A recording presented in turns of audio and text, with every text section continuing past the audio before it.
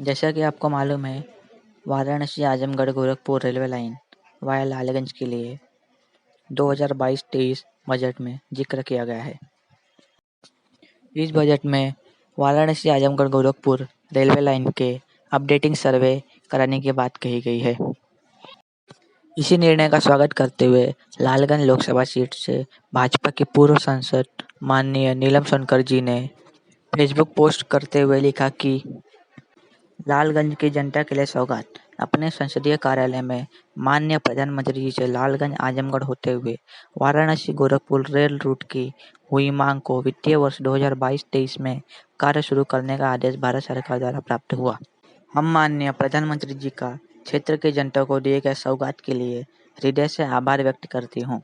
विकास की रेल अब लालगंज में भी। दोस्तों, इसी प्रकार की जानकारी प्राप्त करने के लिए चैनल को सब्सक्राइब करना ना भूलें, सपोर्ट करना ना भूलें। धन्यवाद।